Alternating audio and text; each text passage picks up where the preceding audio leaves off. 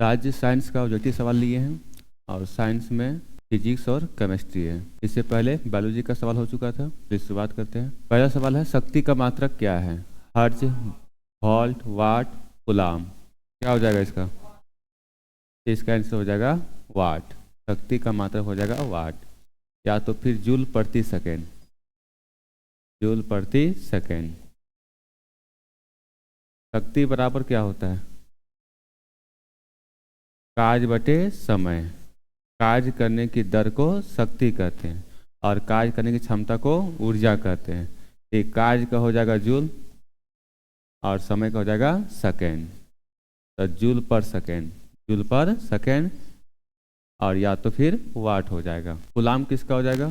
Coulomb किसका ऐसा मात्रक है? विद्युत आवेश का। विद्युत आवेश का ऐसा मात्रक कूलाम। हर्ट्ज किसका हो जाएगा? आवृत्ति का। आवृत्ति का ऐसा मात्रक हर्ट्ज। वोल्ट किसका हो जाएगा?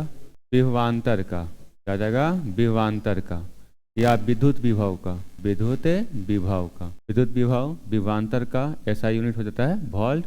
आवृत्ति का हर्ट्ज। कूलाम, कूलाम किसका होता है? विद्युत आवेश का। वाट हो जाएगा शक्ति का या फिर जूल प्रति सेकेंड।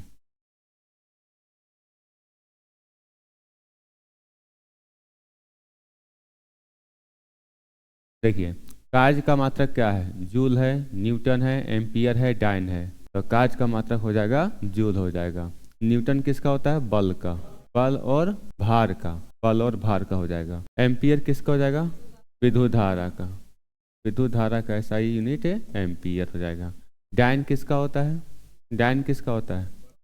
बल का सीजीएस मात्रक। बल का सीजीएस मात्रक क्या होता है? डाइन होता है। बल का ऐसा यूनिट न्यूटन। सीजीएस मात्रक डाइन हो जाएगा। यहाँ पर सही आंसर हो जाएगा कार्य का मात्रक जूल हो जाएगा।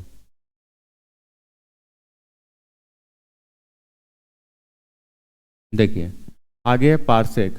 पार्सेक मात्रक है दूरी का, समय की, प्रकाश की चमक की, चुंबकीय बल के। तो पार्सेक मात्रक है दूरी का और ये पार्सेक है दूरी मापने की सबसे बड़ी इकाई। दूरी मापने की सबसे बड़ी इकाई। प्रकाश वर्ष भी क्या है? दूरी का मात्रक। प्रकाश भी है दूरी का मात्रक।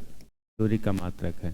समय किसका होता है? समय का मात्रक क्या होता है? समय का मात्रक सेकेंड। समय का मात्रक सेकेंड हो जाएगा।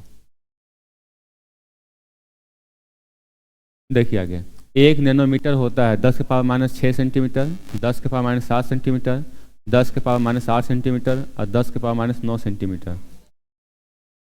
यहाँ पर बहुत लोग गलती करते हैं। यहाँ पूछा क्या है? नैनोमीटर, और ये सब किस में दिया है? सेंटीमीटर में। अगर सब मीटर में देता तो 10⁻9 होता, 10⁻9 मीटर होता, लेकिन सब दिया हुआ है सेंटीमीटर में। तो इस मीटर को चेंज करना है सेंटीमीटर में, तो क्या करेंगे? 100 से क्या करेंगे? गुना करेंगे। मीटर को चेंज करना है सेंटीमीटर में तो 100 से गुना करेंगे, तो 10⁻9 और फिर ये 10⁻2। आधार समान है तो पावर क्या होगा? जुटेगा। तो 10⁻−9 + 2 क्या होगा? 10⁻−7 सेंटीमीटर। यहाँ पर ऑप्शन नंबर कौन सा हो जाएगा? B number. गलती से यहाँ पर 4 नंबर ठीक नहीं लगाना है। 10⁻−7 सेंटीमीटर हो जाएगा। 1 नैनोमीटर बराबर 10⁻9 मीटर। तो इसको सेंटीमीटर चेंज करने के लिए 100 से गुना करेंगे और 100 मतलब 10⁻2 -9 + 2 ये हो जाएगा -7 हो जाएगा।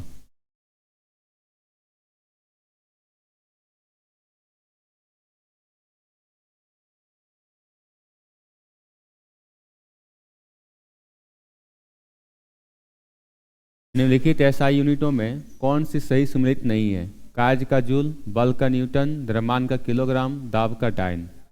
तो कार्य का जूल होता है, ये सही है। बल का न्यूटन सही है। द्रव्यमान किलोग्राम सही है। दाब का डाइन नहीं होता है। दाब का होता है पास्कल। दाब का क्या होता है? पास्कल या फिर न्यूटन पर मीटर स्क्वायर। न्यूटन पर मीटर स्क्वायर। डाइन किसका होता है? बल का सीजीएस मात्रक। बल का सीजीएस मात्रक डाइन होता है। आर्ग क्या किसका होता है? आर्ग किसका होता है? कार्य का सीजीएस मात्रक। कार्य का सीजीएस मात्रक। कार्य का सीजीएस मात्रक हो जाएगा आर्ग। कार्य का ऐसा मात्रक जूल, सीजीएस मात्रक आर्ग। ठीक है, कार्य का हो जाएगा। और ये है डाइन है, तो बल का सीजीएस मात्रक, बल का ऐसा ही मात्रक होता है न्यूटन।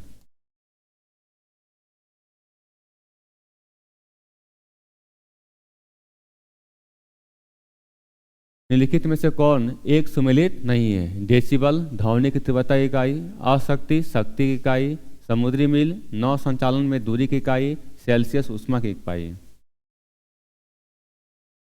डेसिबल क्या ध्वनि की तीव्रता इकाई है कि नहीं है?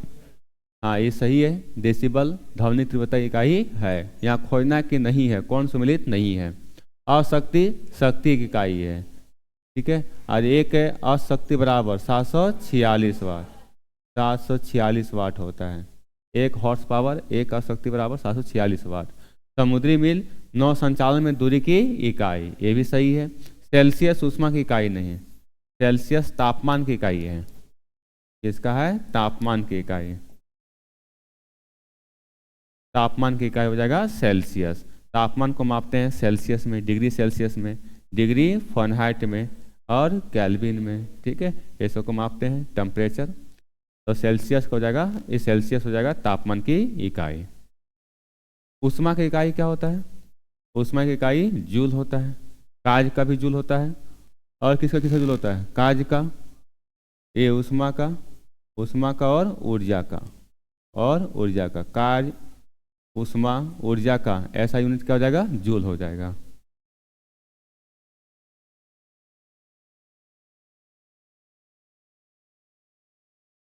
आगे देखिए, 1 पिकोग्राम बराबर होता है, 1 पिकोग्राम बराबर होता है 10 के पावर माइनस 6 ग्राम के, 10 के पावर माइनस 9 ग्राम के, 10 के पावर माइनस 12 ग्राम के, या 10 के पावर माइनस 15 ग्राम के।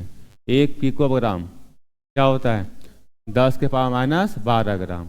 1 पिकोग्राम बराबर होता है 10 के पावर माइनस 12 ग्राम। 10 के पावर माइनस 9 नैनो हो जाएगा।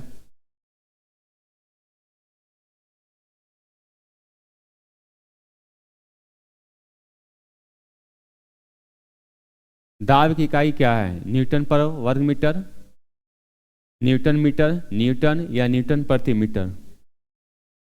दाब की इकाई हो जाएगा न्यूटन प्रति वर्ग मीटर, न्यूटन प्रति वर्ग मीटर, न्यूटन प्रति वर्ग मीटर। ये न्यूटन सेकेंड होता है आवेग का। ये क्या होता है? न्यूटन सेकेंड आवेग का। और न्यूटन मीटर होता है बल आघूर्ण का।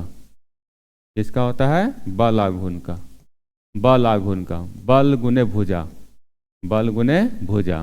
बल का क्या हो जाएगा? न्यूटन। अब भुजा को मापते हैं मीटर में, ये हो जाएगा न्यूटन मीटर। तो न्यूटन मीटर किसका हो जाएगा? बल आघूर्ण का। और आवेग का क्या होता है? Newton second. न्यूटन किसका होता है? सिर्फ न्यूटन बल का। और बताए थे भार का, बल और भार का। न्यूटन प्रति मीटर किसका हो जाएगा? पृष्ठ नाव का। न्यूटन प्रति मीटर किसका हो जाएगा? पृष्ठ नाव का, सरफेस टेंशन का। न्यूटन प्रति मीटर, न्यूटन प्रति मीटर। क्योंकि पृष्ठ नाव बराबर फार्मूला क्या होता है? बल बटे लंबाई, बल बटे क्या होता है? लंबाई। तो बल का न्यूटन और लंबाई का मीटर, न्यूटन प्रति मीटर हो जाएगा। यहाँ पर पूछा गया दब की इकाई, दाब का इकाई न्यूटन प्रति वर्ग मीटर, या इसी कहेंगे पास्कल। क्या कहेंगे? पास्कल, पास्कल कहेंगे।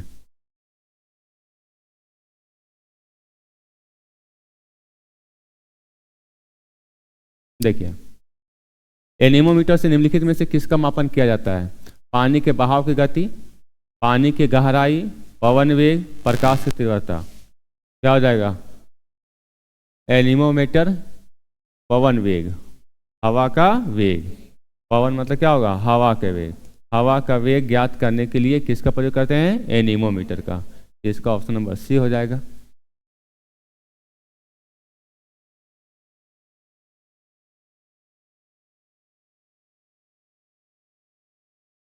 निम्नलिखित संयंत्रों में से किसका उपयोग अत्यधिक उच्च ताप को मापने के किया जाता है? उच्च तापमान को मापने में किया जाता है। Pyrometer, barometer, chronometer, ammeter. क्या हो जाएगा? पायरोमीटर। पायरोमीटर का मापन, पायरोमीटर का उपयोग उच्च तापमान को मापने के लिए किया जाता है। बैरोमीटर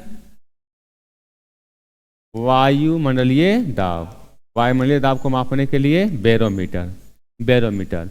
क्रोनोमीटर ये जलयानों में लगा होता है, कहाँ लगा होता है? जलयानों में लगा होता है। जलयानों में लगा होता है समय मापने के लिए, समय को ज्ञात करने के लिए, सही समय को पता लगाने के लिए, सही समय को पता लगाने के लिए, पता लगाने के लिए जलयानों में लगा यंत्र होता है जो सही समय को पता लगाने के लिए काम में लाते हैं। आमीटर का प्रयोग विद्युत धारा को मापने में, विद्युत धारा को मापने में आमीटर।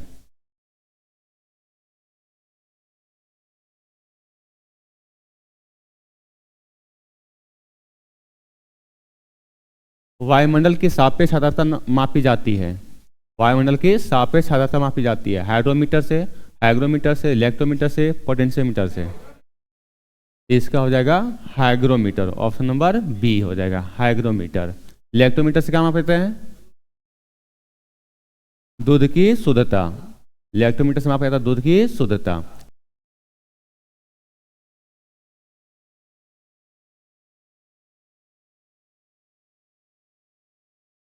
भूकंप की तीव्रता का मापन किया जाता है रिएक्टर पैमाने पर, केल्विन पैमाने पर, डेसिबल में, पास्कल में। तो भूकंप की तीव्रता मापन किया जाता है रिएक्टर पैमाने पर, रिएक्टर पैमाने पर।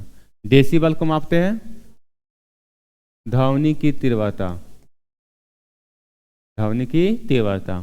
केल्विन पैमाने पर मापा जाता है तापमान को, तापमान को।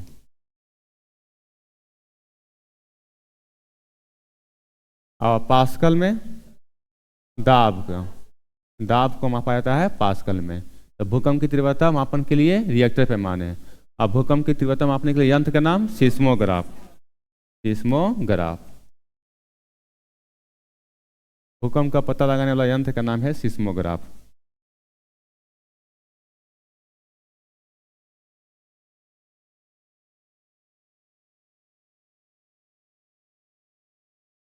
सही सम्मिलित कीजिए। फेदोमीटर वायुमंडलीय दाब, बैरोमीटर वायुमंडलीय आर्द्रता, हाइग्रोमीटर उड़ते हुए विमान की ऊंचाई मापने के लिए, अल्टीमीटर समुद्र की गहराई। तो फेदोमीटर क्या सही है? फेदोमीटर सही है क्या? पहला नहीं होगा, फेदोमीटर हो जाएगा समुद्र की गहराई, यहाँ हो जाएगा। बैरोमीटर वायुमंडलीय दाब, हाइग्रोमीटर वायुमंडलीय आर्द्रता, अल्टीमीटर उड़ते हुए विमान की ऊंचाई नापने के लिए। तो यहाँ पर पहला का 4, तो पहला का 4 दोनों में है, बी और सी में। आगे देखते हैं बी का 1, 2 का 1, 2 का 1, ऑप्शन नंबर कौन सा होगा? बी नंबर, बी नंबर हो जाएगा। फिर 3 का 2, 3 का 2, ठीक है, और 4 का 3, 4 का 3, ऑप्शन नंबर बी हो जाएगा।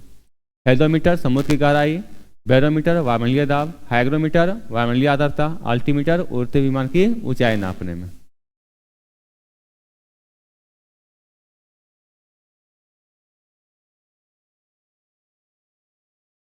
निम्नलिखित में से कौन सा राशि सदिश नहीं है? विस्थापन, वेग, बल, आयतन।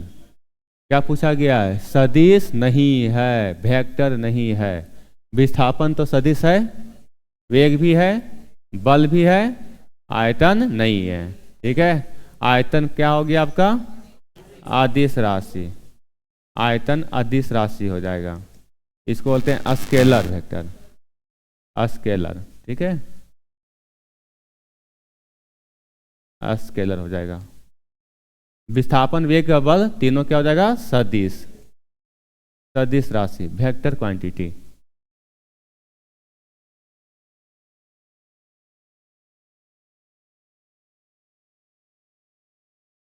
आगे देखिए, बल गुणनफल है द्रव्यमान और वेग का, द्रव्यमान और त्वरण का, भार और वेग का, भार और त्वरण का। तो बल बराबर क्या होता है? बल बराबर पढ़े होंगे F बराबर ma, am से क्या हो गया? द्रव्यमान, m से द्रव्यमान, और a से एक्सीलरेशन, त्वरण। द्रव्यमान गुणे त्वरण, द्रव्यमान और त्वरण का गुणनफल है बल। ऑप्शन नंबर बी हो जाएगा, F बराबर ma।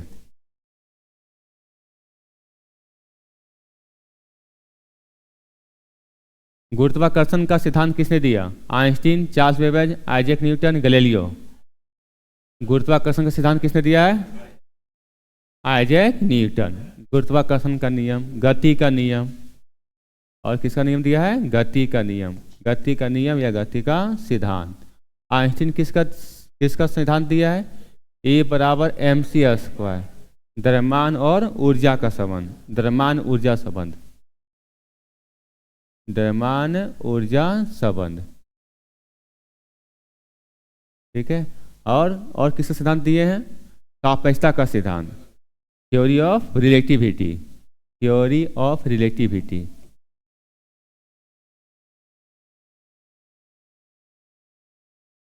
इसको हिंदी में कहते हैं सापेक्षता का सिद्धांत। चार्ल्स बेबेज कौन है?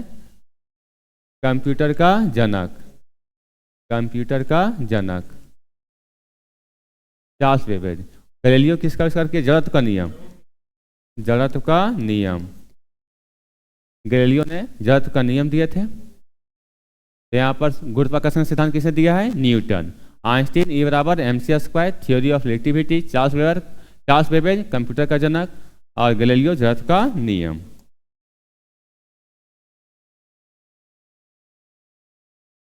मथने के पश्चात क्रीम का दूध से पृथक हो जाने का कारण क्या है? गुरुत्वाकर्षण बल, सहसंयोजक बल, अपकेंद्रीय बल, ऊपरी में से कोई नहीं। क्या हो जाएगा?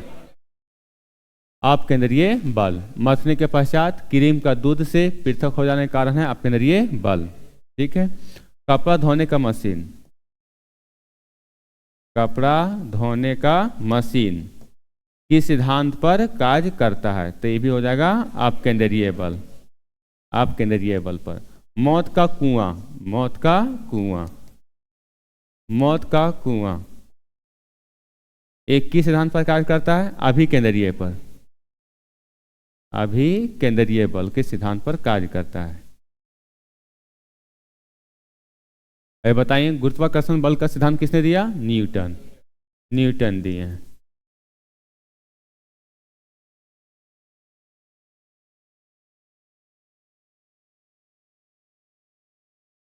सबसे कम वेवलेंथ, वेवलेंथ को कहते हैं तरंग दैर्घ्य वाला प्रकाश होता है कौन? बैंगनी। सबसे कम तरंग दैर्घ्य वाला प्रकाश बैंगनी। सबसे अधिक तरंग दैर्घ्य वाला, सबसे अधिक तरंग दैर्घ्य वाला प्रकाश लाल, सबसे कम बैंगनी। और इसमें पूछा जाएगा परिकीर्णन सबसे ज्यादा बैंगनी में, किस रंग का परिकीर्णन सबसे ज्यादा होता है? तो बैंगनी का। और सबसे कम परिकीर्णन लाल का। उल्टा हो जाता है, जिसका तरंग दैर्घ्य ज्यादा उसका परिकीर्णन कम, जिसका तरंग दैर्घ्य कम उसका परिकीर्णन ज्यादा।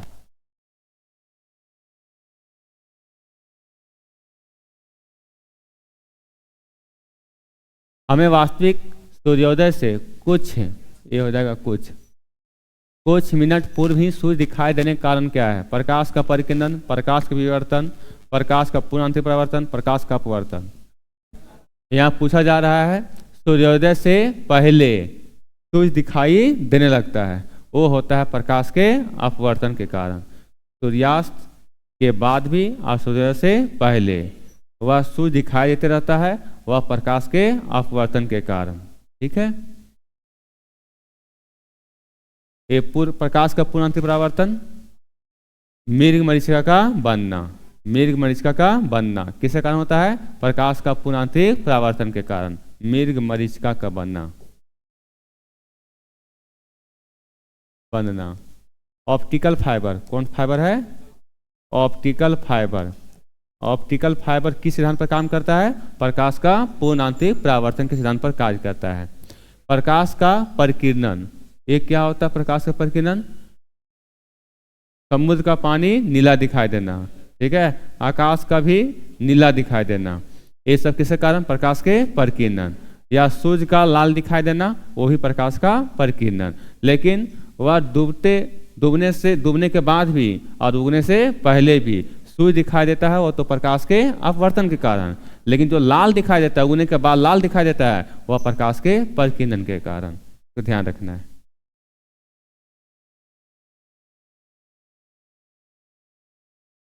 आकाश का नीला रंग किस कारण होता है? प्रकाश के परिकीर्णन। आइए बताएं, आकाश का रंग नीला प्रकाश का परिकीर्णन कारण। ये प्रकाश का व्यक्तीकरण होता है साबुन का बुलबुला, साबुन का बुलबुला, साबुन का बुलबुले का रंगीन दिखाई देना, दिखाई देता है ना। साबुन के बुलबुले का रंगीन दिखाई देना, चमकना, ठीक है, वो होता है प्रकाश का व्यक्तीकरण।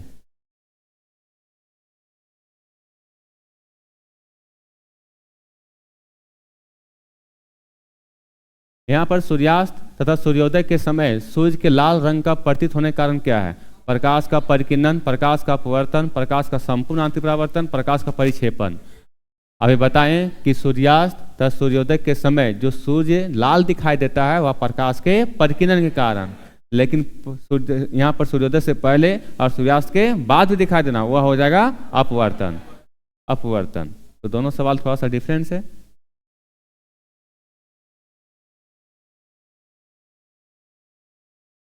और भी बताइए प्रकाश के अपवर्तन का एग्जाम्पल बताइए। जल में डूबी हुई छड़ टेढ़ी दिखाई देना, ठीक है। मछली अपने वास्तविक गहराई से ऊंचा दिखाई देना, डूबा हुआ सिक्का ऊपर दिखाई देना, वो सब हो जाएगा प्रकाश का अपवर्तन।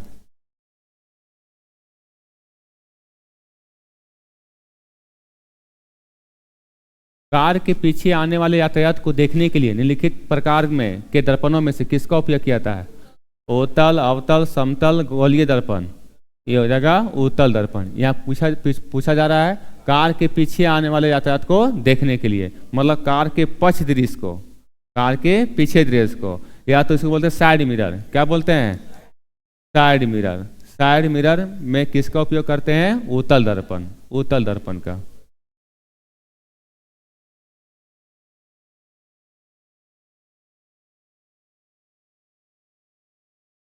किसी व्यक्ति का पूरा प्रतिबिंब देखने के लिए एक समतल दर्पण की न्यूनतम ऊंचाई होनी चाहिए। व्यक्ति की ऊंचाई के बराबर, व्यक्ति की ऊंचाई का आधा, व्यक्ति की ऊंचाई का 1/4, उपयुक्त में कोई नहीं। ये हो जाएगा व्यक्ति की ऊंचाई का आधा। व्यक्ति की ऊंचाई का आधा लेंगे तो वह व्यक्ति अपना पूरा शरीर देख सकता है।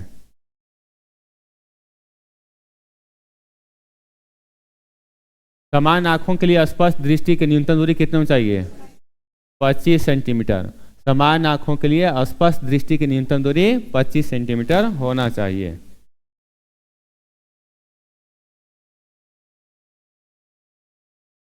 मनुष्य की आंख में किसी वस्तु का प्रतिबिंब बनता है कॉर्निया में, परितारिका में, पुतली में, दृष्टिपटल में। तो मनुष्य की आंख में किसी वस्तु का प्रतिबिंब कहाँ बनता है? दृष्टिपटल, जिसको बोलते हैं रेटिना। रेटिना। एक कॉर्निया जो है वो आँख का दान किया जाता है। पूछा जाता है आँख का कौन सा भाग दान किया जाता है? कॉर्निया।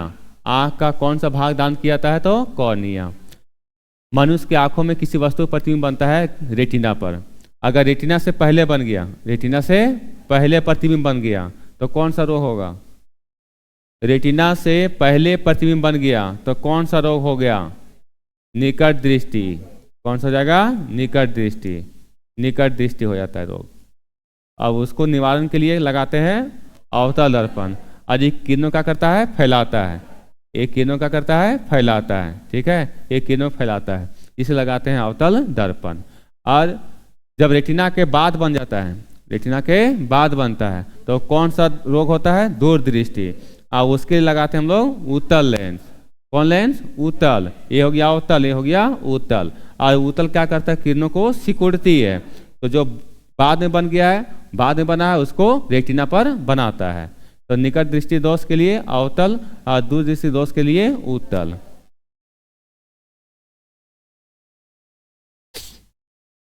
एक रंगीन टेलीविजन में 3 आधारभूत रंगों के मिश्रण से रंग बनते हैं। ये कौन कौन है? लाल, नीला, नारंगी, लाल, हरा, नीला, लाल, पीला, हरा, लाल, हरा, भूरा। लाल, हरा और नीला। निहाल याद कीजिएगा, जो बोले निहाल है ना, निहाल। नी से नीला, हा से हरा और ला से लाल। ये हो गया निहाल। इसको कहते हैं प्राथमिक रंग, इसे कहते हैं मूल रंग।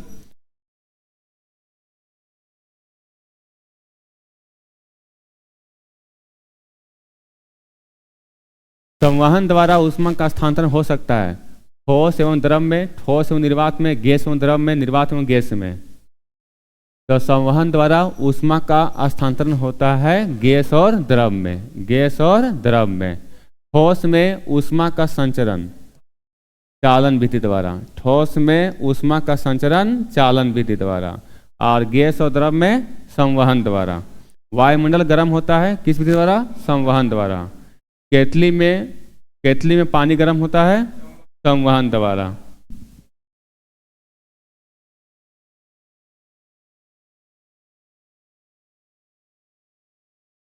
कितने डिग्री पर सेंटीग्रेड एवं फ़ारेनहाइट तापक्रम समान रहते हैं? 100 degree, 80 degree, -32 degree, -40 degree. -40 degree. -40 degree पर ये सेंटीग्रेड और फ़ारेनहाइट तापक्रम समान होते हैं। ये फार्मूला होता है C-0/100 बराबर F-32/180, या इसको फिर तोड़ते हैं तो C/5 और F-32/9 इन होता है। इस फार्मूला पर पुट कर दीजिए। डिग्री सेल्सियस का मालूम है, फ़ारेनहाइट का निकालना है तो फ़ारेनहाइट का निकल जाएगा। अगर निकालना है डिग्री सेल्सियस का तो फ़ारेनहाइट दिया रहेगा, डिग्री सेल्सियस का मान निकाल सकते हैं।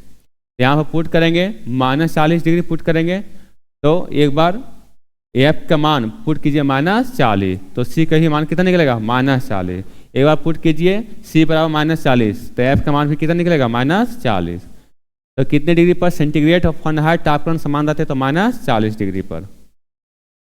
मानव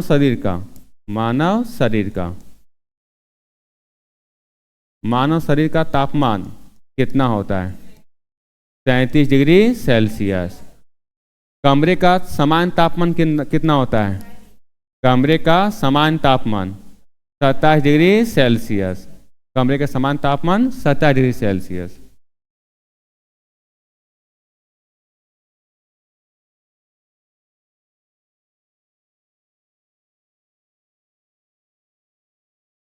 जब बर्फ पिघलती है तो आयतन बढ़ता है, आयतन घटता है, द्रव्यमान बढ़ता है, द्रव्यमान घटता है।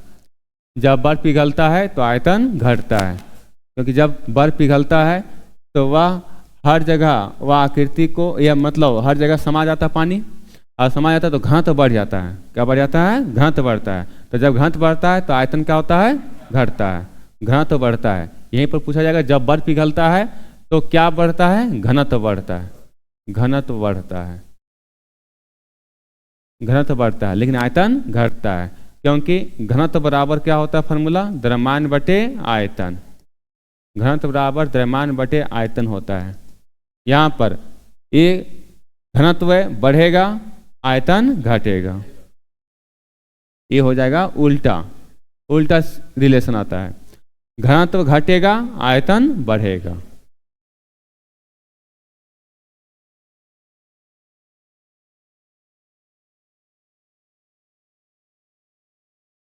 मिट्टी के घड़े में निम्न में से किस प्रक्रिया के कारण जल ठंडा रहता है? द्रवण, वाष्पीकरण, ऊर्ध्वपातन, ऊपरी में कोई नहीं। वाष्पीकरण के कारण। मिट्टी के घड़े में किस प्रक्रिया के कारण जल ठंडा रहता है? तो वाष्पीकरण।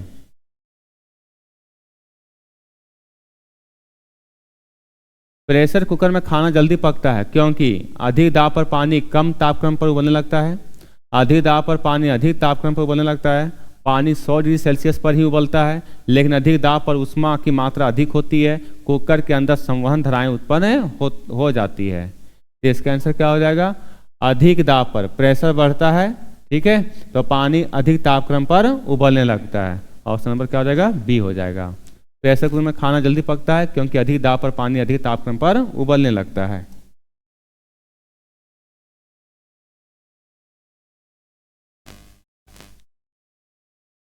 पानी से भरी डाट लगी बोतल जमने पर टूट जाएगी, क्योंकि जमने पर बोतल सिकुड़ती है, जमने पर जल का आयतन घट जाता है, जमने पर जल का आयतन बढ़ जाता है।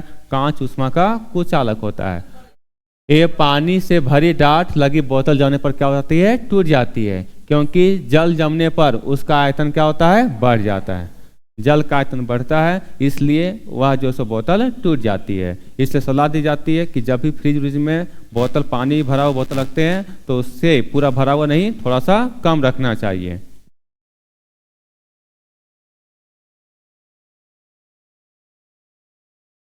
सीटी स्कैन करने में प्रयोग में लाई जाती है आवृत किरणें, प्रसव तरंगे, दृश्य प्रकाश, एक्स किरणें।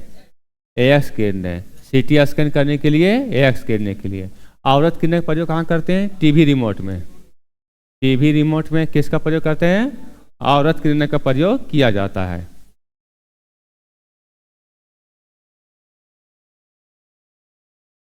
ध्वनि तरंगे नहीं चल सकती है ठोस में, द्रव में, गैस में, निर्वात में। क्या हो जाएगा? निर्वात में। ध्वनि तरंग निर्वात में नहीं चल सकती है, लेकिन प्रकाश सबसे ज़्यादा किस में चलती है? निर्वात में। उल्टा हो जाता है। ध्वनि सबसे ज़्यादा किस में चलती है? ठोस में। ज़्यादा स्पीड ठोस में होती है, उससे कम स्पीड द्रव में, उससे कम स्पीड गैस में, और निर्वात में शून्य हो जाती है। यही उल्टा होता है प्रकाश में। प्रकाश सबसे सबसे अधिक तेज चलती है निर्वात में, निर्वात में, उसके बाद गैस में, मतलब उससे कम गैस में, उससे कम द्रव में, और ठोस में सबसे कम।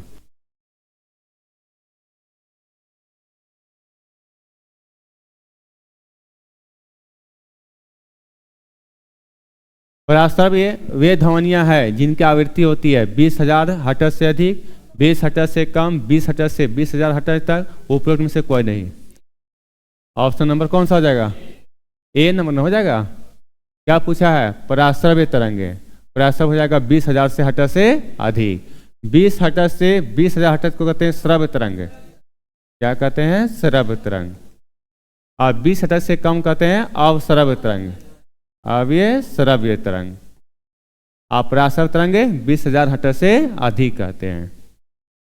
तो 20,000 हर्ट्ज से अधिक पराश्रव्य तरंग, 20 हर्ट्ज से कम अवश्रव्य, और 20 हर्ट्ज से लेकर 20,000 हर्ट्ज तक श्रव्य तरंग।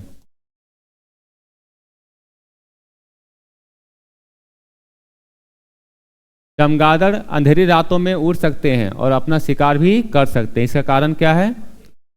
उनकी आंखों के तारे बड़े होते हैं, उनकी रात्रि दृष्टि बहुत अच्छी होती है। प्रति चिड़िया ऐसा कर सकती है। वे पराध्वनि तरंगे निकालते हैं और उन्हीं के द्वारा निर्देशित होते हैं। ऑप्शन नंबर डी हो जाएगा। चमगादड़ कौन सा तरंगे निकालती हैं?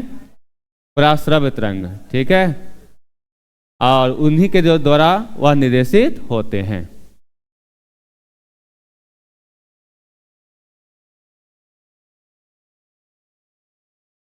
सामान्य टीवी रिमोट कंट्रोल में उपयोग की जाने वाली तरंगे होती है, अभी बताएं क्या हो जाएगा? आवृत किरणें। सामान्य टीवी रिमोट कंट्रोल में आवृत किरणें का प्रयोग किया जाता है।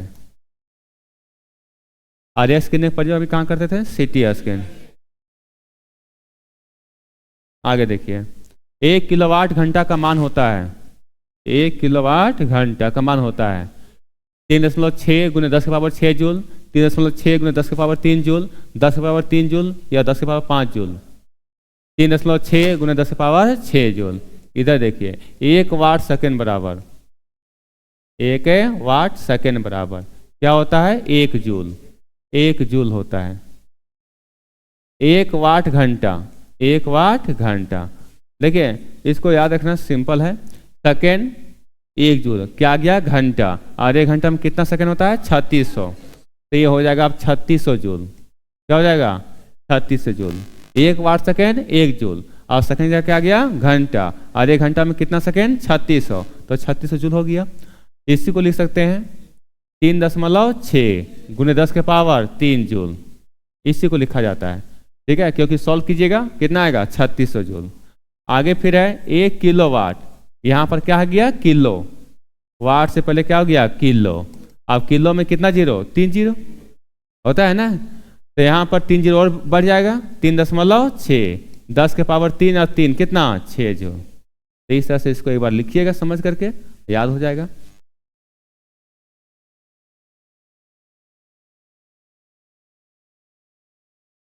विद्युत मोटर में ऊष्मा को विद्युत ऊर्जा बदला जाता है, विद्युत ऊर्जा को ऊष्मा में बदला जाता है, विद्युत ऊर्जा को यांत्रिक ऊर्जा में बदला जाता है, या यांत्रिक ऊर्जा को विद्युत ऊर्जा में बदला जाता है। विद्युत मोटर में विद्युत ऊर्जा को यांत्रिक ऊर्जा में बदला जाता है। ऑप्शन नंबर सी हो जाएगा।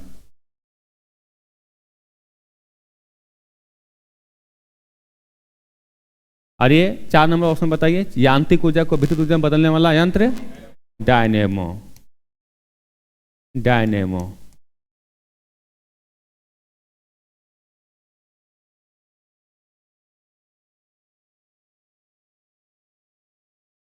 ऐसा उपकरण जो रासायनिक ऊर्जा को विद्युत ऊर्जा में परिवर्तित कर दे वह कहलाता है।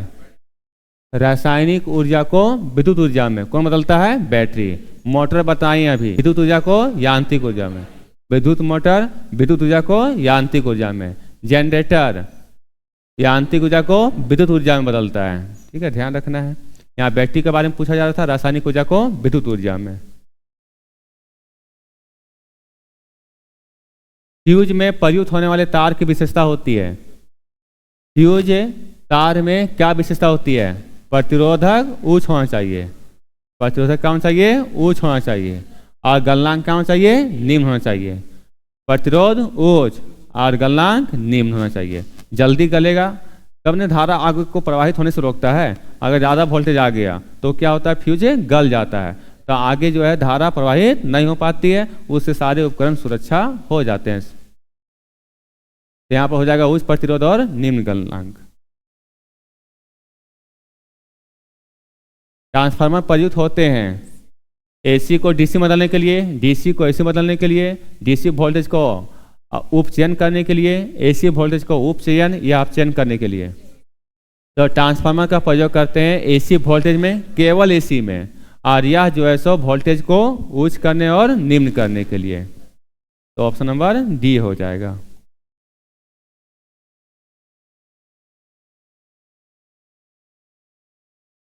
निम्नलिखित में से कौन सा अर्धचालक है? प्लास्टिक, एल्युमिनियम, लकड़ी, जर्मेनियम। तो यहाँ पर अर्धचालक हो जाएगा जर्मेनियम। अर्धचालक में आता है सिलिकॉन। क्या होता है? Silicon, germanium. सिलिकॉन, जर्मेनियम वो भी है, लेकिन दो प्रमुख रूप से याद करना है, सिलिकॉन और जर्मेनियम।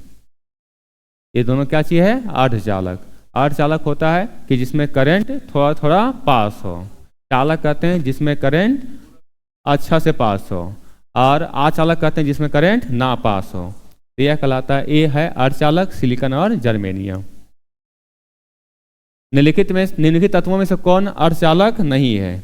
अब कौन नहीं है? जर्मेनियम है, सिलिकॉन, आर्सेनिक, सीसा। क्या हो जाएगा? सीसा। क्या हो जाएगा? सीसा। ये अर्धचालक नहीं है। बाकी जर्मेनियम, सिलिकॉन, आर्सेनिक ये तीनों क्या है? अर्धचालक है। सीसा क्या है? धातु है। इसका परमाणु ईंधन के रूप में प्रयोग नहीं होता है। यूरेनियम का, थोरियम का, प्लूटोनियम का, लेड का। तो परमाणु ईंधन के रूप में यूरेनियम का प्रयोग करते हैं, थोरियम का प्रयोग करते हैं, और प्लूटोनियम का ही प्रयोग करते हैं। किसका नहीं करते हैं? लेड का। लेड मतलब सीसा। इसका संकेत बताइए सीसा का, पीबी। क्या हो जाएगा? पीबी। और इसका एटॉमिक नंबर 82। एटॉमिक नंबर हो जाएगा 82। हाइड्रोजन बम, कौन बम है? Hydrogen bomb. निम्न में से किस सिद्धांत पर आधारित है? नियंत्रित संलयन अभिक्रिया, अनियंत्रित संलयन अभिक्रिया, नियंत्रित विखंडन अभिक्रिया, अनियंत्रित विखंडन अभिक्रिया। पहले ये बताइए, हाइड्रोजन बम का खोज कब हुआ था? 1952 में। और इसका खोज करने वाले कौन थे? Edward Teller. खोज क्या किया था? आविष्कार किया था, बनाया था। हाइड्रोजन किसने बनाया था? Edward Teller. एडवर्ड टेलर 1952 में। और ये काम करता है नाभिकीय संलयन। नाभिकीय संलयन, यहाँ पर संलयन है, यहाँ पर संलयन है, ये कैंसिल हो जाएगा, विखंडन नहीं होगा। अब इसमें अनियंत्रित, क्या हो जाएगा? अनियंत्रित। अनियंत्रित संलयन अभिक्रिया। परमाणु बम हो जाएगा अनियंत्रित विखंडन अभिक्रिया। ये परमाणु बम हो जाएगा अनियंत्रित विखंडन अभिक्रिया। ये परमाणु बम। एक पूछता है परमाणु भट्ठी। परमाणु भट्ठी हो जाएगा नियंत्रित विखंडन अभिक्रिया। ये हो जाएगा परमाणु भट्ठी, जिसको बोलते हैं नाभिकीय रिएक्टर। क्या बोलते हैं? नाभिकीय रिएक्टर। तो अनियंत्रित संलयन अभिक्रिया कौन सा हो जाएगा? Hydrogen bomb. नियंत्रित विखंडन अभिक्रिया परमाणु भट्ठी सिद्धांत करता है। परमाणु बम किस सिद्धांत पर काम करता है? अनियंत्रित विखंडन अभिक्रिया।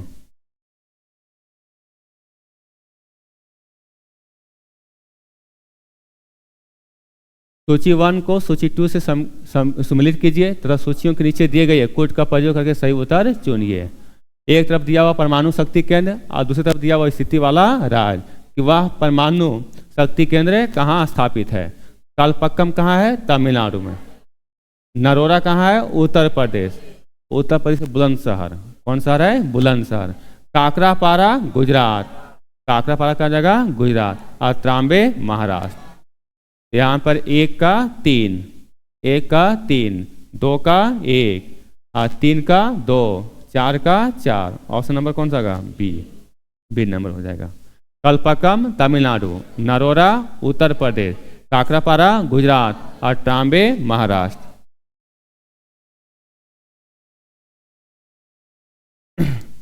नाभिकीय रिएक्टर निम्नलिखित में से किसे मंदक रूप में प्रयोग किया जाता है?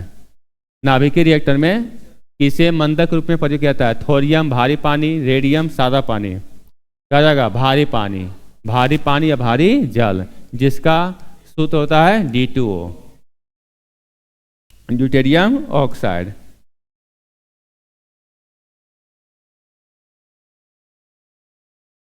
निम्न को सम्मिलित कीजिए। आविष्कार एवं अधिकार। जॉन गुटनबर्ग किसका आविष्कार किया था? जॉन गुटनबर्ग किसका आविष्कार किया था? Printing press. Printing press. W के रंजन किसका खोज किया था? एक्सरे का। किसका खोज किया था? एक्सरे का। माइकल फ्राइडे किसका खोज किया था? डायनेमो का। और अलेक्जेंडर ग्राहम बेल टेलीफोन का। तो जॉन गुटनबर्ग क्या होगा? Printing press. W के Roentgen x-ray, Michael Faraday dynamo, Graham Bell telephone. तो 1 का 2, 1 का 2, 1 का 2 दोनों में है। और उसके बाद फिर 2 का 3, 2 का 3 इसमें भी है। और उसके बाद फिर 3 का 4, 3 का 4 इसमें है। ऑप्शन नंबर कौन सा हो जाएगा? 4।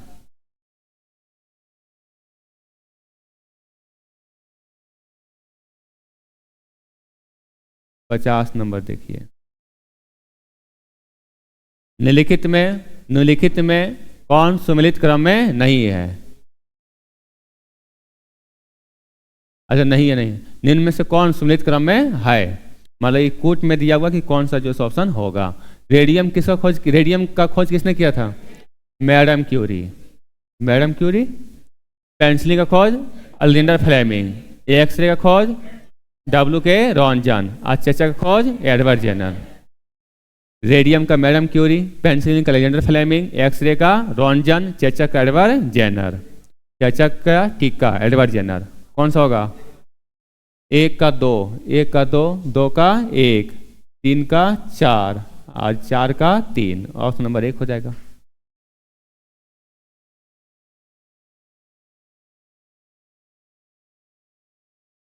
आगे 51 नंबर में ATM से तात्पर्य क्या है?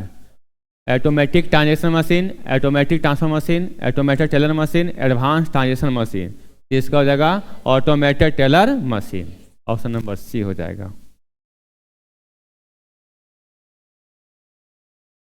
बावन नंबर में सूची 1 को सूची 2 से सम्मिलित कीजिए। तो यहाँ पर देखते हैं सूची 1 सूची 2 में क्या दिया हुआ है।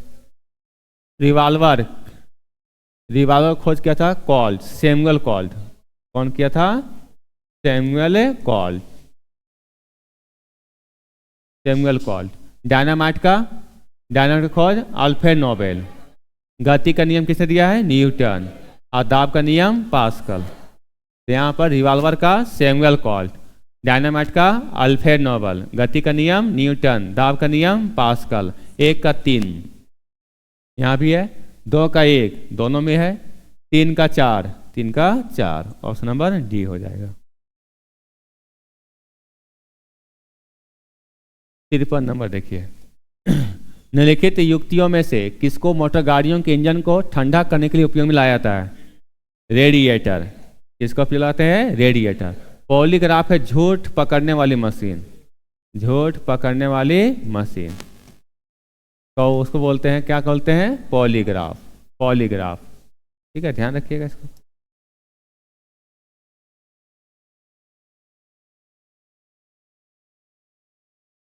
परमाणु नाभिक के अवयव है। परमाणु नाभिक के अवयव है इलेक्ट्रॉन और प्रोटॉन, इलेक्ट्रॉन और न्यूट्रॉन, प्रोटॉन और न्यूट्रॉन, प्रोटॉन न्यूट्रॉन और इलेक्ट्रॉन। तो परमाणु के नाभिक में पूछ रहा है, परमाणु के नाभिक में अब होता है प्रोटॉन और न्यूट्रॉन। प्रोटॉन और न्यूट्रॉन। Option number C। पूछा जाता कि परमाणु किन किन कणों से मिलकर बना होता है? तो इलेक्ट्रॉन, प्रोटॉन और न्यूट्रॉन। ठीक है।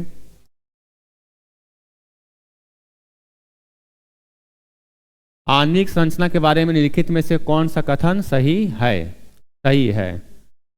न्यूट्रॉन तथा इलेक्ट्रॉन न्यूक्लियस में होते हैं तथा प्रोटॉन न्यूक्लियस के इर्द गिर्द चक्कर लगाता है। क्या न्यूक्लियस मतलब आपका नाभिक में क्या क्या होता है? प्रोटॉन और न्यूट्रॉन। लिख दिया है न्यूट्रॉन और इलेक्ट्रॉन। क्या रहता है? क्या नहीं रहता है, ये नहीं होगा। इलेक्ट्रॉन तथा प्रोटॉन न्यूक्लियस में होते हैं, ये सही, ये होता है क्या? इलेक्ट्रॉन नहीं होता है। ठीक है, प्रोटॉन तथा न्यूट्रॉन न्यूक्लियस में होते हैं, ये सही बोल रहा है। आगे, तथा इलेक्ट्रॉन न्यूक्लियस के इर्द गिर्द चक्कर लगाते हैं, ये सही बोल रहा है। प्रोटॉन और न्यूट्रॉन न्यूक्लियस में होते हैं, नाभिक में होते हैं, और इलेक्ट्रॉन वह नाभिक के चारों ओर चक्कर लगाते हैं। ऑप्शन नंबर सी हो जाएगा।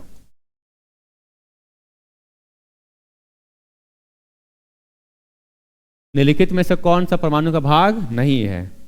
इलेक्ट्रॉन, प्रोटॉन, न्यूट्रॉन और फोटॉन। अब बताएं कि परमाणु 3 मूल कणों से मिलकर बना होता है, और इलेक्ट्रॉन, प्रोटॉन और न्यूट्रॉन। यहाँ पर फोटॉन नहीं होगा। यहाँ पूछा है कौन सा भाग नहीं है, तो हो जाएगा फोटॉन। परमाणुीय नाभिक या परमाणु नाभिक का खोज किसने किया है? Rutherford, Dalton, Einstein, Thomson. Rutherford. परमाणु नाभिक का खोज किसने किया था? रदरफोर्ड। जॉन डाल्टन क्या दिया था?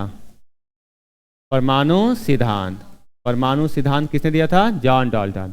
आइंस्टीन सापेक्षता का सिद्धांत, थ्योरी ऑफ रिलेटिविटी। और E बराबर mc²। जे थॉमसन इलेक्ट्रॉन को खोज किया था। इलेक्ट्रॉन को खोज। अब विद्युत बल्ब का आविष्कार थॉमस एल्वा एडिसन। ठीक है, तो यहाँ पर पूछा गया था परमाणु नाभिक का खोज रदरफोर्ड, जॉन डाल्टन परमाणु सिद्धांत, आइंस्टीन सापेक्षता का सिद्धांत।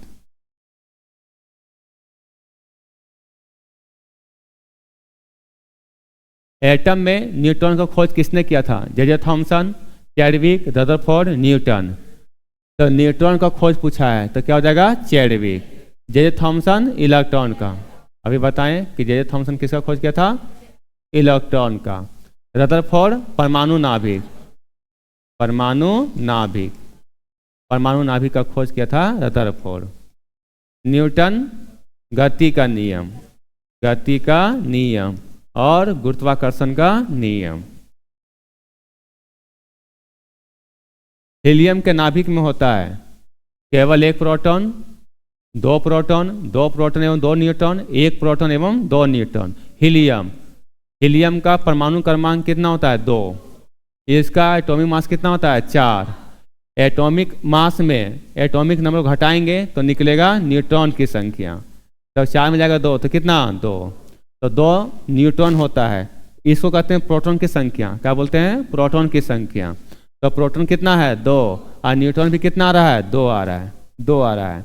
तो प्रोटॉन भी 2 और न्यूट्रॉन भी 2। ऑप्शन नंबर सी हो जाएगा। ये हाइड्रोजन है।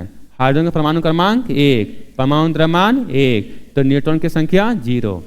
पूछा है कौन ऐसा तत्व है जिसका न्यूट्रॉन की संख्या 0 होता है, 0 होता है? तो हाइड्रोजन।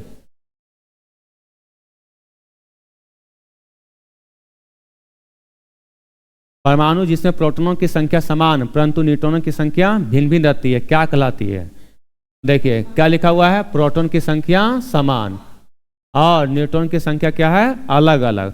जब प्रोटॉन की संख्या समान रहेगा, परमाणु क्रमांक समान रहेगा, उसे कहते हैं समस्थानिक। क्या बोलते हैं? समस्थानिक। इंग्लिश में कहते हैं आइसोटॉप। क्या बोलते हैं? आइसोटॉप। अगर परमाणु भार समान और परमाणु क्रमांक अलग या प्रोटॉन की संख्या अलग, परमाणु क्रमांक भिन्न रहेगा, तो उसे कहते हैं समदाबिक या एसोबार्स। ठीक है, ये समभारिक। क्या लिखा रहेगा? समभारिक।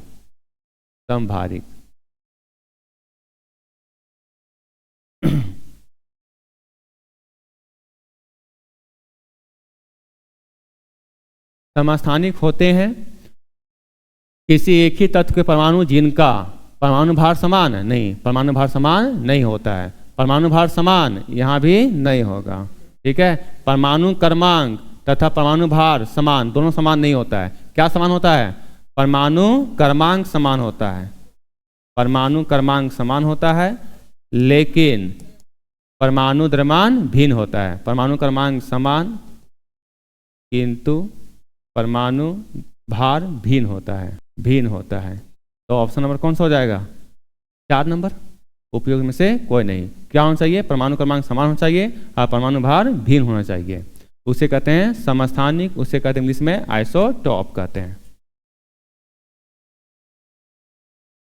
रेडियो एक्टिविटी क्या है? रेडियो एक्टिविटी का आविष्कार किसने किया था? Rutherford, Becquerel, Bohr, madam Curie. Henri Becquerel, Henri Becquerel. Rutherford परमाणु नाभिक का खोज, परमाणु नाभिक का खोज। नील्स बोर, नील्स बोर बताइए परमाणु संरचना का, परमाणु संरचना किसने दिया था? नील्स बोर ने, नील्स बोर ने। मैडम क्यूरी रेडियम का खोज, रेडियम की खोज मैडम क्यूरी। भौतिक परिवर्तन का एक उदाहरण है हवा में चांदी के बर्तनों काला होना, मोमबत्ती का जलना, दूध से दही का बनना, पानी में चीनी का घुलना। भौतिक परिवर्तन का उदाहरण है। भौतिक परिवर्तन उसे कहते हैं कि अगर एक अवस्था से दूसरी अवस्था में परिवर्तन हो गया है, दोबारा उसको फिर से प्राप्त कर सकते हैं, उसे कहते हैं भौतिक परिवर्तन। हवा में चांदी के बर्तनों काला होना, मोमबत्ती का जलना, मोमबत्ती का जलना भौतिक और रासायनिक दोनों माना जाता है, ठीक है। दूध से दही का बनना, अगर दूध दही बन गया तो दही से दूध नहीं बना सकते हैं, ये भी हो गया रासायनिक परिवर्तन। पानी में चीनी का घुलना, पानी में चीनी का घुलना, फिर उसको जो है गर्म कर दीजिए, तो इसको फिर से ये पानी में चीनी का घुलना, ये आपका कहलाता है भौतिक परिवर्तन, क्योंकि आप दोबारा फिर चीनी प्राप्त कर सकते हैं, ठीक है।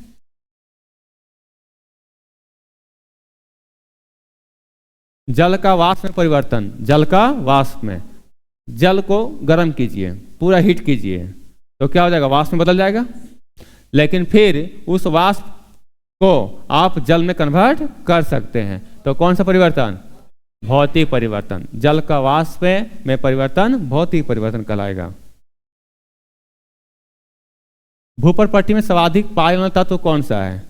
भूपर पट्टी में सर्वाधिक ऑक्सीजन, भूपर पट्टी में सबसे ज्यादा ऑक्सीजन, उसके बाद सिलिकॉन, उसके बाद सिलिकॉन।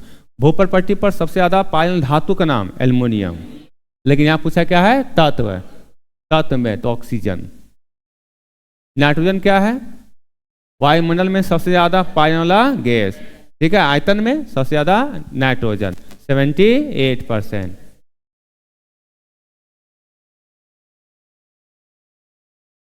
ऑक्सीजन के बाद सबसे अधिक उपलब्ध कौन सा मूल तत्व है? ऑक्सीजन के बाद तो यहां पर लिखना चाहिए था भूपर पट्टी पर, कहां लिखना चाहिए था? भूपर पट्टी पर। भूपर पट्टी में ऑक्सीजन के बाद सबसे अधिक उपलब्ध कौन सा मूल तत्व है? तो क्या हो जाएगा? सिलिकॉन। सबसे ज्यादा ऑक्सीजन, उसके बाद सिलिकॉन हो जाएगा।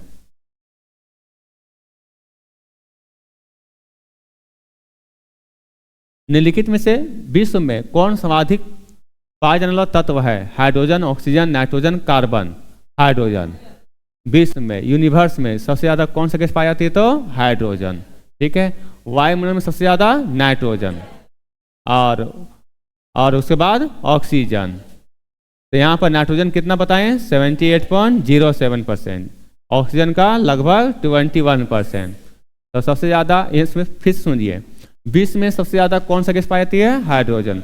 वायुमंडल में सबसे ज्यादा नाइट्रोजन और पृथ्वी पर सबसे ज्यादा ऑक्सीजन। तीनों ध्यान रखना है।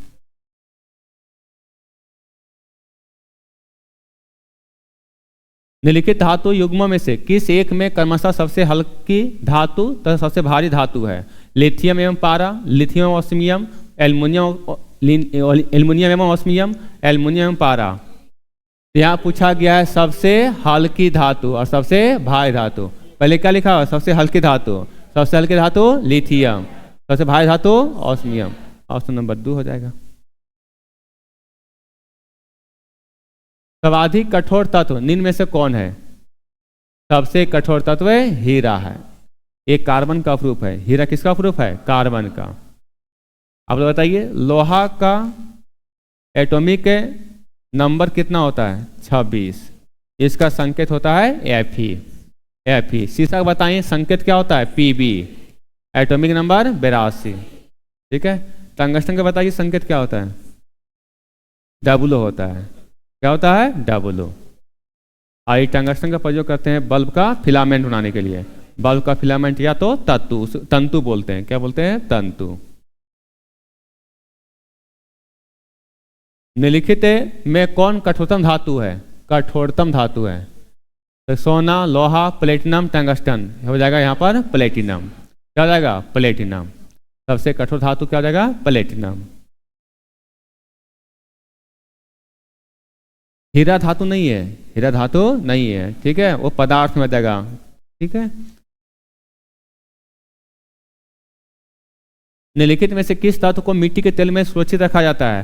Sodium, copper, mercury, silver. Sodium को मिट्टी के तेल में रखा जाता है। मिट्टी के तेल में सोडियम को। सिल्वर का हिंदी क्या है? चांदी। मरकरी का पारा। मरकरी का कहते हैं पारा। कॉपर को कहते हैं तांबा। तांबा।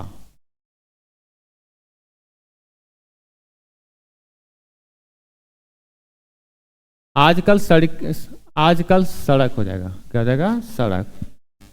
सड़क की रोशनी में पीली लैंपें बहुतायत में प्रयुक्त हो रहे हैं। इन लैंपों में निम्न से किसका उपयोग करते हैं? Sodium, neon, hydrogen, nitrogen.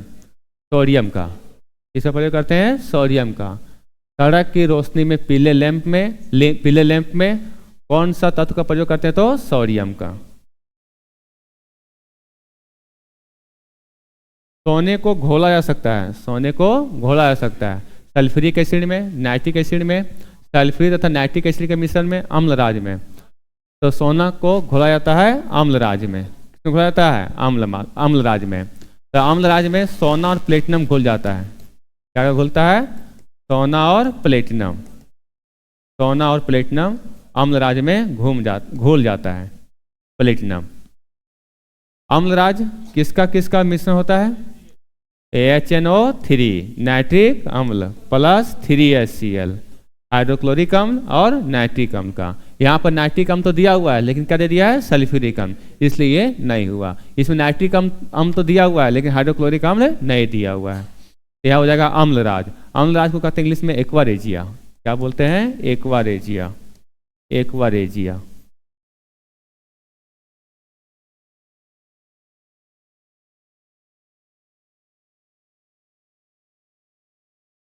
Plaster of Paris का सूत्र क्या है? NaHCO3 CSO4 into half H2O, Na2CO3 into 10H2O, CSO4 into 2H2O। क्या हो जाएगा? Plaster of Paris CSO4 into half H2O। NaCO3 खाने का सोडा। खाने का सोडा। खाने का soda sodium bicarbonate. Na2CO3 into 10H2O धोने का सोडा। धोने का सोडा। और CSO4 into 2H2O जिप्सम। ये जिप्सम का सूत्र है। ये हो गया प्लास्टर ऑफ पेरिस का CSO4 into half H2O।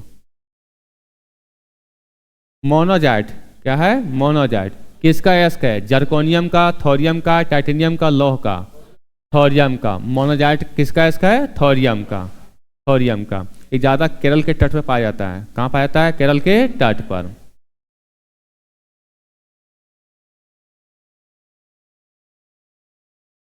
Mica क्या है? माइका।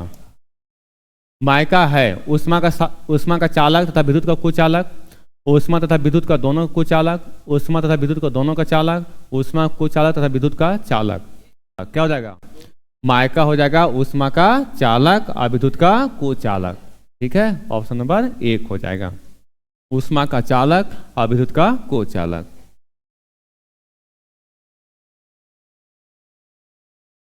निम्नलिखित में से कौन सी धातु समान तापमान पर द्रव अवस्था में पाई जाती है? लेड, निकेल, पारा, टीन। क्या जाएगा? पारा। कौन सी धातु समान तापमान पर द्रव अवस्था में पाई जाती है? तो पारा हो जाएगा। ठीक है, यही पूछा जाता। आधातु क्या पूछा जाता है? आधातु समान तापमान पर द्रव अवस्था में पाई जाती है तो ब्रोमीन। क्या हो जाएगा? ब्रोमीन। लेकिन सवाल यहाँ पर चेंज रहेगा। सवाल क्या रहेगा? आधातु कौन से आधातु समान तापमान पर द्रव अवस्था में रहते तो ब्रोमीन हो जाएगा।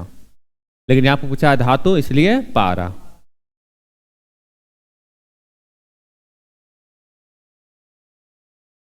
लोहा जिससे प्राप्त किया जाता है वह क्या है? लोहा जिससे प्राप्त किया जाता है वह क्या है? Pitchblende, monazite, argentite, haematite.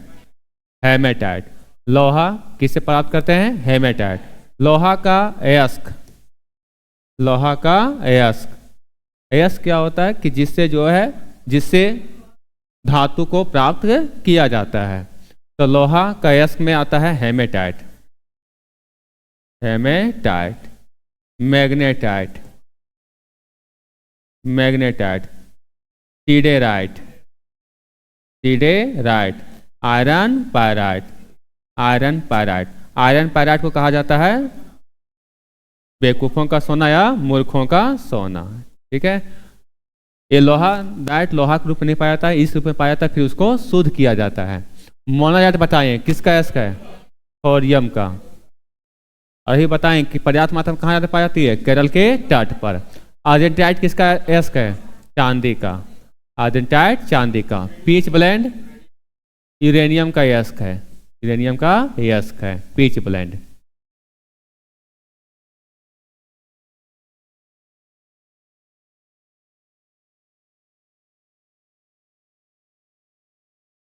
फिर इसको मिलाना है सूची 1 और सूची 2 को। ऊष्मा तथा विद्युत का सर्वोत्तम चालक, ऊष्मा तथा विद्युत का सर्वोत्तम चालक क्या हो जाएगा? चांदी। चांदी है, चांदी होगा। तो पहला का आपका 4। भूपर पट्टी में सबसे अधिक मात्रा में पाई जाने वाली धातु एल्युमिनियम, भूपर पट्टी में सबसे ज्यादा एल्युमिनियम। सबसे अधिक लचीली तथा पीटकर बढ़ाया जाने वाला योग धातु क्या हो जाएगा? सोना। सबसे लचीली और उसको पीट करके पतला बना सकता है, किसको बना सकता है? सोना को। सोना का क्या कहते हैं? स्वर्ण। ऊष्मा का न्यूनतम संचालक सीसा, ऊष्मा का न्यूनतम संचालक सीसा। तो ऑप्शन नंबर कौन सा होगा? 4 का 2, 4 का 2 इन पर है ऑप्शन नंबर 4।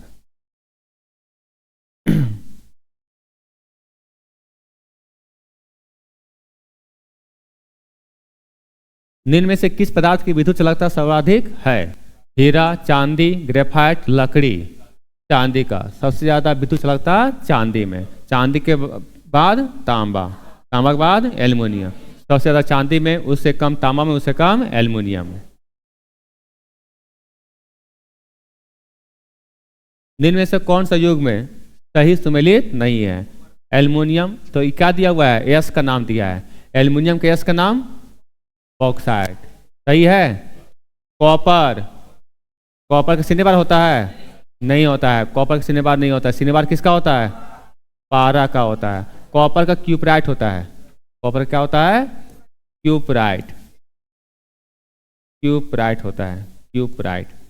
जिंक का कैलामाइन सही है। आयरन का हेमेटाइट सही है। ये पढ़े थे, हेमेटाइट, मैग्नेटाइट, सीराइट और आयरन पायराइट। कौन सा गलत है? कौन सा गलत था? कॉपर का। कॉपर का सिनेबार नहीं होता है, कॉपर का क्यूपराइट होता है और सिनेबार होता है पारा का।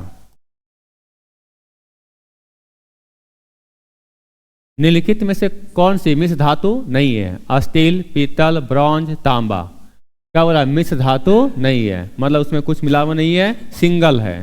तो क्या है? तांबा। तांबा में कुछ मिला हुआ है कि नहीं? तांबा तांबा है। कॉपर है, इसको इंग्लिश में क्या कहते हैं? कॉपर। इसका परमाणु क्रमांक कितना होता है? 29। क्या होता है? 29। स्टील में मिश्रण है, पीतल में भी है और ब्रॉन्ज में भी है। पीतल किसका किसका में धातु है? तांबा और जस्ता, तांबा और जस्ता। ब्रॉन्ज मतलब क्या होता है? कांसा, कांसा। कांसा किसका किसका होता है? तांबा और टीन का, तांबा और टीन का।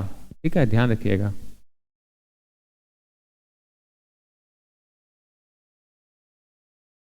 गैल्वेनीकृत लोहे पर लेप होता है एल्युमिनियम का, गैलेना का, चांदी का, जस्ते का।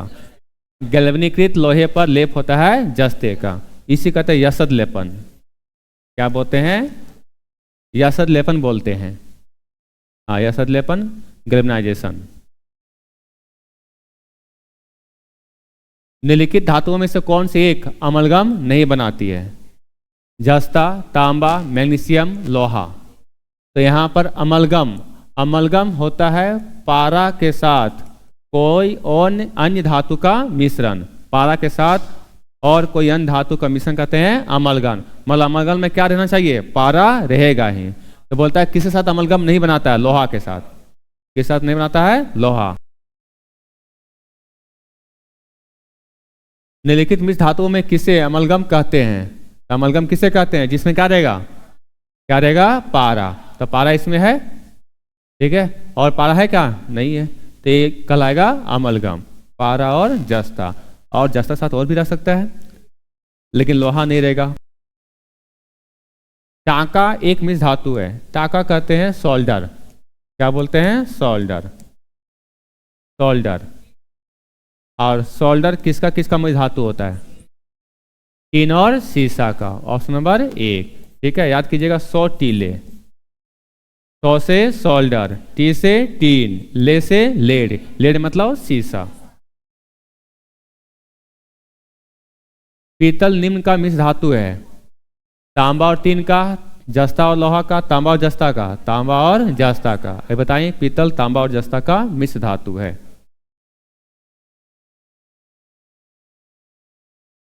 स्टील की कठोरता प्रदान करने के लिए बढ़ाई जाती है, किसकी मात्रा, कार्बन की मात्रा, मैग्नीज की मात्रा, सिलिकॉन की मात्रा, क्रोमियम की मात्रा, कार्बन की मात्रा। स्टील की कठोरता प्रदान करने के लिए बढ़ाई जाती है कार्बन की मात्रा। स्टेनलेस स्टील बनाने के लिए लोहे में क्या मिलाया जाता है, स्टेनलेस स्टील बनाने में लोहे में क्या मिलाया जाता है, निकेल और तांबा, जिंक और टीन, निकेल और टीन, क्रोमियम और निकेल, क्रोमियम और निकेल। स्टेनलेस स्टील में बनाने के लिए क्रोमियम और निकेल। जंग लगने पर लोहे का भार क्या होता है, बढ़ जाता है। जंग लगने पर लोहे का भार बढ़ जाता है। निम्नलिखित तत्वों में से कौन सर्वाधिक यौगिक निर्माण करता है, हाइड्रोजन, कार्बन, नाइट्रोजन, ऑक्सीजन। निम्नलिखित तत्वों में से कौन सर्वाधिक यौगिक निर्माण करता है, ये हो जाएगा कार्बन, कार्बन हो जाएगा। कार्बन का संकेत C, परमाणु क्रमांक 6, परमाणु द्रव्यमान 12। आप लोग बताना है। हाइड्रोजन का संकेत H, ठीक है, परमाणु क्रमांक 1, परमाणु द्रव्यमान भी 1। नाइट्रोजन का संकेत N, परमाणु क्रमांक 7 और परमाणु द्रव्यमान 14। ऑक्सीजन का संकेत O, परमाणु क्रमांक 8 और परमाणु द्रव्यमान 16। कार्बन का बताएं 6, परमाणु क्रमांक 6 और परमाणु द्रव्यमान 12। कार्बन का C, परमाणु क्रमांक 6, परमाणु द्रव्यमान 12। निम्नलिखित में किसमें कार्बन नहीं है, हीरा में, ग्रेफाइट में, कोयला में, उपरिष्ठ में से कोई नहीं। तो कार्बन नहीं है, हीरा में तो है, ग्रेफाइट में भी है और कोयला में भी है, ठीक है, उपरिष्ठ में से कोई नहीं, क्योंकि ये तीनों क्या चाहिए, कार्बन का अपरूप है, हीरा, ग्रेफाइट, कोयला, तो इसमें कार्बन तो रहेगा। पेंसिल का लेड, किसका लेड है, पेंसिल का लेड, पेंसिल का शीशा किसका बना होता है, ग्रेफाइट, चारकोल, लैंप ब्लैक, कोयला का, ग्रेफाइट का। पेंसिल का शीशा या पेंसिल का लेड ग्रेफाइट का बना होता है।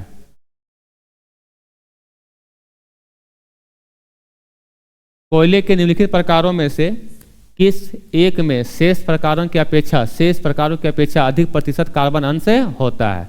मतलब सबसे ज्यादा कार्बन किस में होता है, कौन सा कोयला में, एंथ्रासाइट में। एंथ्रासाइट के कोयला में कार्बन की मात्रा सबसे ज्यादा होती है। सबसे कम किस में होती है, पीट में, सबसे कम पीट में होती है। बिटुमिनस कोयला कहते हैं मुलायम कोयला, मुलायम कोयला। हम लोग जो कोयला उपयोग करते हैं वह कौन सा कोयला, बिटुमिनस कोयला। इसे कहते हैं घरेलू कोयला, घरेलू कोयला। लिग्नाइट को कहते हैं भूरा कोयला, लिग्नाइट को कहते हैं भूरा कोयला, ठीक है। सबसे उत्तम कोटि कोयला एंथ्रासाइट, सबसे निम्न कोटि कोयला पीट कोयला, मुलायम कोयला बिटुमिनस, भूरा कोयला लिग्नाइट।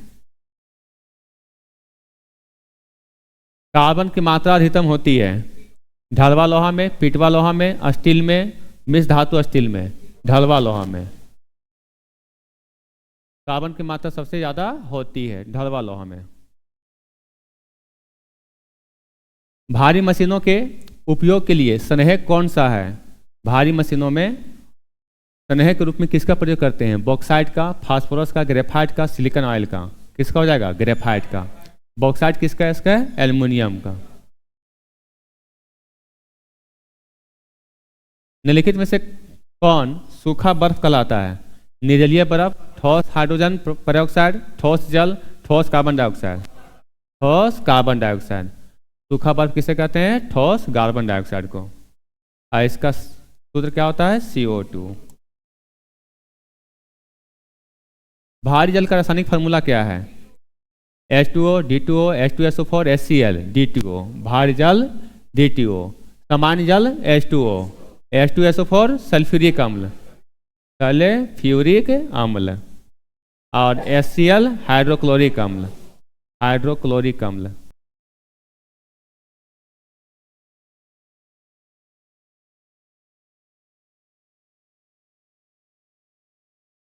पानी की अस्थायी कठोरता, पानी की अस्थायी कठोरता के लिए निम्न में से कौन उत्तरदायी है? कैल्शियम और मैग्नीशियम के क्लोराइड्स एवं सल्फेट्स, कैल्शियम का बाइकार्बोनेट्स, मैग्नीशियम का बाइकार्बोनेट्स, सिल्वर और पोटेशियम के क्लोराइड। तो पानी के क्या पूछा गया है? अस्थायी कठोरता किसके लिए उत्तरदायी है? मतलब क्या चीज घुले रहने के कारण अस्थायी कठोरता होती है?